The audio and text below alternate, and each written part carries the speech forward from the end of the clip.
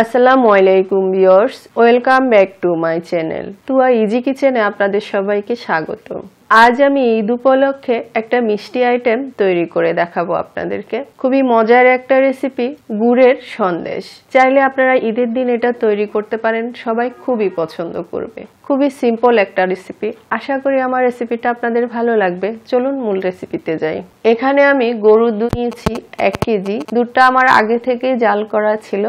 এখন এটাকে আমি আর একটু ভালো করে ফুটিয়ে নিব। নেড়ে চেড়ে নিচ্ছি, নিচে দিয়ে যেন লেগে না যায়। এটা দিয়ে আমি ছানাটা তৈরি করব। তো দেখতে পাচ্ছেন দুধটা ভালো করে ফুটে উঠেছে। এখন আমি চুলাটা বন্ধ করে দিয়েছি। এখানে আমি 1 কাপ পানিতে 2 টেবিল চামচ ভিনেগার মিক্স করে নিয়েছি। এখন আমি এটা অল্প অল্প করে দুধে দিয়ে নেড়ে নিব। একসাথে ঢেলে দিব না, অল্প অল্প করে দিব আর দুধটা একটু একটু করে এভাবে নাড়বো। তাহলে একটা সুন্দর ছানা তৈরি হবে। দেখতে পাচ্ছেন কিভাবে করছি। পুরো পানিটাই আমি দিয়ে দিলাম। দুধটাও দেখতে পাচ্ছেন পুরো ছানা হয়ে গেছে। এখন আমি এটা সঙ্গে সঙ্গে ছেঁকে নিব।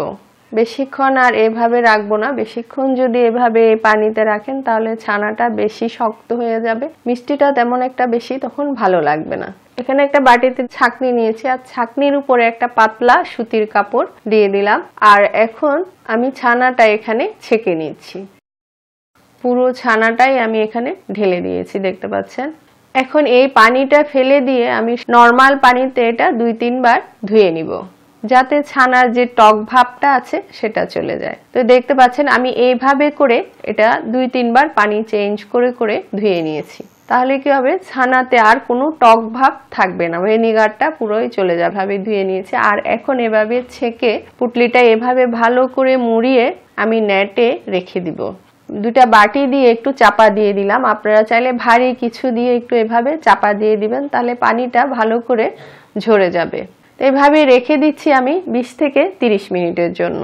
ফিরে আসলাম 30 মিনিট পর। দেখতে পাচ্ছেন পানিগুলো ঝরে গেছে। এখন আমি ছানাটা একটা প্লেটে নিয়ে নিচ্ছি। দেখতে পাচ্ছেন কি সুন্দর ছানা তৈরি হয়েছে। এখন ছানাগুলোকে একটু ভেঙে নিচ্ছি এভাবে। এগুলো দলা দলা হয়ে আছে, বড় বড় গোটা গোটা হয়ে আছে। তো গোটাগুলোকে একটু ছোট ছোট করে নিচ্ছি, এভাবে একটু হাত দিয়ে কচলে নিচ্ছি। যেহেতু আমি সন্দেশ বানাবো, এটা একদম মিহি করে পেস্ট করতে হবে না, একটু দানা দানা থাকলেই হবে। খুবই মজার একটা রেসিপি। পুরো রেসিপিটা ফলো করে একবার তৈরি করে দেখবেন, আশা করি ভালো লাগবে। আর আমার রেসিপিটা যদি ভালো লাগে লাইক কমেন্ট শেয়ার করবেন, আমার চ্যানেলটি সাবস্ক্রাইব করবেন, আমার পাশে থাকবেন, অনুরোধ রইল সবার কাছে।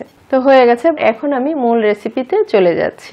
চুলায় একটা কড়াই বসিয়েছি আর কড়াইতে পানি দিয়ে দিলাম 1/2 কাপের মতো। খেজুরের গুড় দিয়ে দিলাম 1 কাপের মতো। এখন আমি কয়েক মিনিট নেড়ে চেড়ে গুড়গুলোকে ভালো করে গলিয়ে নিব। তো দেখতে পাচ্ছেন কয়েক মিনিট জাল করার পর আমার গুড়গুলো একদম গলে গেছে, কোনো দানা নেই আর। এই পর্যায়ে এখন আমি ছানাগুলো দিয়ে দিচ্ছি। দিয়ে সঙ্গে সঙ্গে নেড়ে চেড়ে ভালো করে মিক্স করে দিচ্ছি। জাল করে রাখা গরুর দুধ দিয়ে দিলাম প্রায় 2 কাপের মতো। এখন সব একসাথে ভালো করে কন্টিনিউ নাড়তে থাকতে হবে, যতক্ষণ না ঘন একটা মন্ডে পরিণত হয়। এটা প্রায় 10 থেকে 15 মিনিটের মতো সময় লাগতে পারে। চুলার আঁচটা মিডিয়ামে রেখেছি। খেয়াল রাখতে হবে যেন লেগে না যায়। যদি লেগে যায় তাহলে মিষ্টির স্বাদটা নষ্ট হয়ে যাবে। সেজন্য কন্টিনিউ এটা নেড়ে চেড়ে ঘন করে নিতে হবে। খুবই সহজ একটা রেসিপি। ঈদের জন্য এত সহজ রেসিপি আর হতে পারে না। তো অনেকটা প্রায় ঘন হয়ে আসছে, দেখতে পাচ্ছেন। তো এই পর্যায়ে আমি ঘি দিয়ে দিলাম 1 চা চামচ। এতে সুন্দর একটা ফ্লেভার আসবে। তো দেখতে পাচ্ছেন প্রায় 15-16 মিনিটের মতো সময় লেগেছে। দেখতে পাচ্ছেন ঘন হয়ে গেছে। যখন দেখতে পারবেন যে মিশ্রণটা এরকম ঘন হয়ে যাবে, একটা স্টিকি স্টিকি ভাব আসবে, তখন বুঝতে পারবেন ছানার মন্ডটা একেবারে তৈরি হয়ে গেছে। আর যদি আপনি ড্রাই করতে চান তাহলে আরো কিছুক্ষণ ভুনে নেবেন। তবে আমি বেশি ড্রাই করব না, আবার একদম নরমও রাখবো না। সফট একটা সন্দেশ তৈরি করব। তাই এই অবস্থায় এরকম হলেই আমার জন্য যথেষ্ট হয়ে গেছে। আমি এখন এটা নামিয়ে নিচ্ছি। গরম গরম এটা সেট করতে হবে। তো এখানে আমি একটা বাটিতে আগে থেকে ঘি দিয়ে ব্রাশ করে রেখেছিলাম আর এখন এটাতে গরম গরম এগুলো সেট করে নিচ্ছি।